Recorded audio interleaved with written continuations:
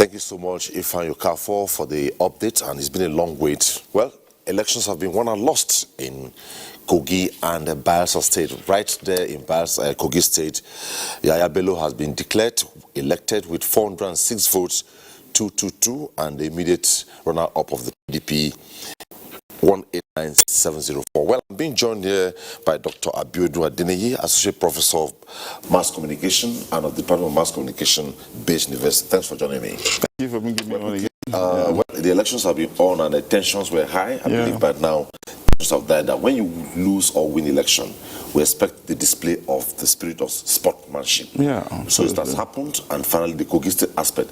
What is your take on it?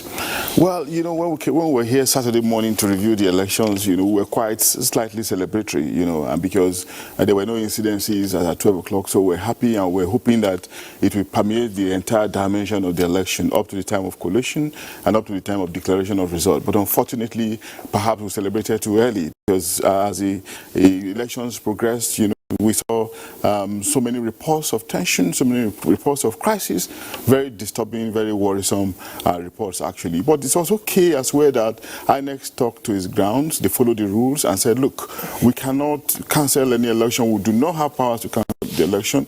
The only person that can interfere with the election at the level of cancellation are the returning officers, and we have to hear from them. But as it were, the elections, like you said, has been won and lost.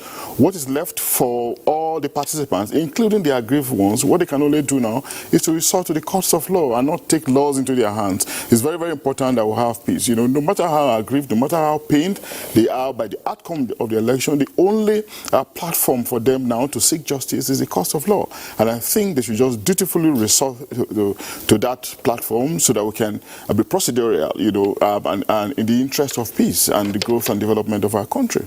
Well, I always liken an election to a football tournament. Absolutely.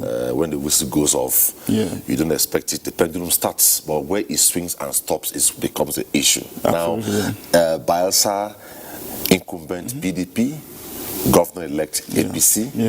Kogi State, incumbent APC, governor-elect APC. What do you make of this? Well, it's actually interesting on the face of it, you know, but what on the face of it is actually interesting is it shows that democracy is in action, you know, but when you hear complaints of people and the kind of languages they've been using, if you've been following the media in the last 24 hours, 48 hours, it's been quite disturbing. You will know that we're not there at the pedestal that we ought to be yet, you know, because the complaints are quite deafening, and I think attention should be paid to it, really. And again, it comes back to our understanding of the philosophy of political contestation that we keep talking about. You know, what is it really after? Is it really for the sake of the people? Are you contesting truly to serve the people?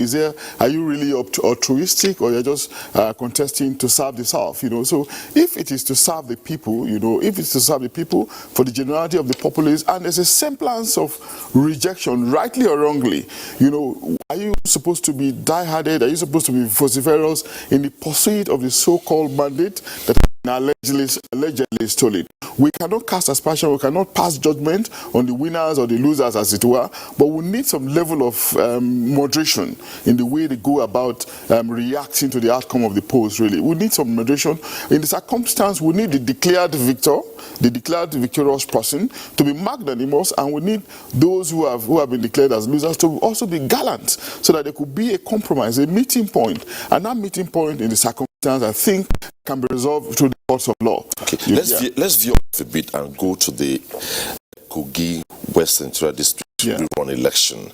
It's been declared inconclusive, and by the result, APC Smart Adeyemi scored 80,118, and PDP Dino Melai scored 59,548. A difference of 20,570. Registered voters 144,248. That's right. So as it is now, what are we asking? What next? Very dicey situation in that circumstance particularly, because I listened to Senator Dino Melai saying yesterday that he was rejecting the results, rejecting the election in its entirety. I described the election as an helicopter election because helicopters were allegedly used to perpetrate rigging, you know, as it were. So what it means is that he's no longer interested in the polls. But I think there's still a window, because nobody says he has lost. The stands ordinarily that he should do that because all hopes are not lost. He has not been declared as a loser. 20,000 votes is quite a lot. But it cannot be final until the list is final. Until we have heard from the returning officers, we cannot say it is final for the elections. Okay. So before we wrap up this segment, let me take a look. Let me challenge your analytical view. Let's go to the Kogi governorship declaration, where PDP polled 406,222. And APC polled 402,222. That is sitting governor Yaya Bello.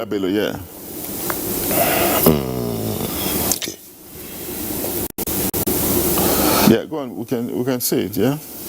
What would have led to this? The difference in magnitude. Is it based on hard work, conviction, or what?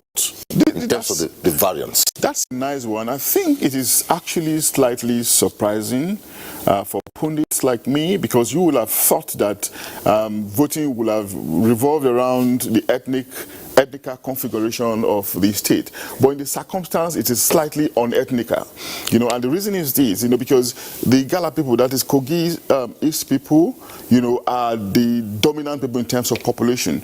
But I think Yaya Bello, perhaps for some reason, has gone on there and divided the vote effectively between himself and Wada, poached a lot of votes from that area, added it to the Kogi central area where he's dominant, picked a substantial number of votes from Kogi West, which was originally a battleground. Don't forget that his campaign manager is from there, Smarter DME, and they have some level of stronghold. So picked a substantial number of votes and was able to catapult himself up to that number. Given the magnitude of the campaign, I would have maybe an average analyst or projection would have been, the campaign was very fierce, competitive, full force. Maybe one would have seen maybe 3-something as against 2. That's exactly what I was saying. That's why I say it's slightly 406, 222. Meaning that's the point I was trying to make. That is slightly surprising.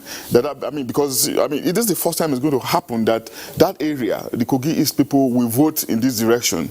I don't know. It could be the factor of his running mate who is from that area, and perhaps it could just be perhaps a demonstration of his determination. Do not forget that he has made some inroad at the level of talking to the traditional rulers, at the level of rounding off his campaign in that area, with Governor El-Rufai coming in, some other governors coming in, party leaders coming in. All those things could probably have counted.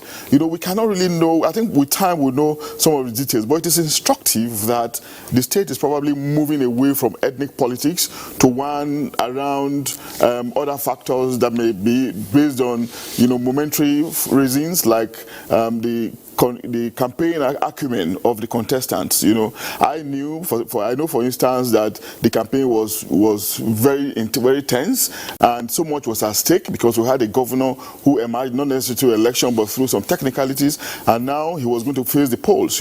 Perhaps it was ingenious, perhaps it was not. But I think we are moving on to the post-election stage now. Some of that facts will still come into play, and I'm sure we'll be better enlightened, better educated by the time we'll get effectively onto that stage. But in the circumstance, we can just say, well, these figures are instructive. It may just be a new dimension. It may just be a truly next level of understanding, patterns of political behavior. But it's interesting that these figures are actually coming out the way they are. Well, naturally, the elections have been won and lost. Bayelsa, APC declared, Kogi, APC declared. So one was just asking now, celebrating victory. There's a way you celebrate victory, you cause chaos. There's a way you celebrate victory, everybody you bring about, that's right. One asks now, what kind of attitude should the winners from both ends display? Absolutely, and that's a major weakness of our politics, really.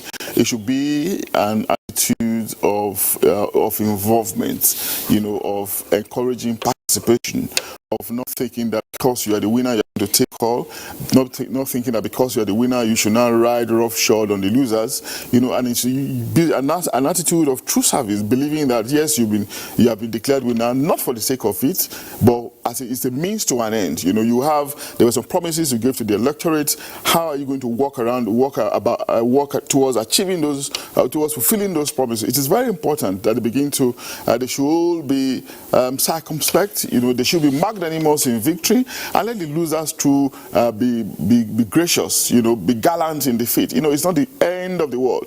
We're not saying that the elections were faultless. We're not saying that the elections were infallible. Yes, there are imperfections, but irrespective of those imperfections, we can still manage things in the interest of peace. You know, because peace is very, very important, really, in all of these, because, you know, we cannot accept the level of violence reportedly perpetrated, but at the same time, we cannot scratch our bodies, our skin, our flesh, because of the way the thing is itching us. You know, you have to be just a few words. Some moderation. Just a few words. Yeah, we have to be temperate about how we proceed. In just a few words. Yeah. Any lesson for Nigerian democracy at the end of these elections? Oh yeah, quite some lessons to learn. You know, 2 elections in 2 states, you know, in 36, you know, off-season, off-cycle elections. You know, I think the onus is largely on the security agencies, key stakeholder in the electioneering process, and INEC itself. You know, let them just sit down around the table like they used to do, consult with all stakeholders, and let's look at the downsides. You know, then how do we improve on it ahead of the Ondo election, ahead of the Anambra election, and most importantly, ahead of the general elections coming up in 2023, Omini. Dr. Adeyemi, thanks for being on set with us this morning. My pleasure. Thanks for having me on. Well, it's been 4 consistent days back-to-back of bringing you live transmission of the Bayelsa Kogi governorship election and the rerun ordered by the courts.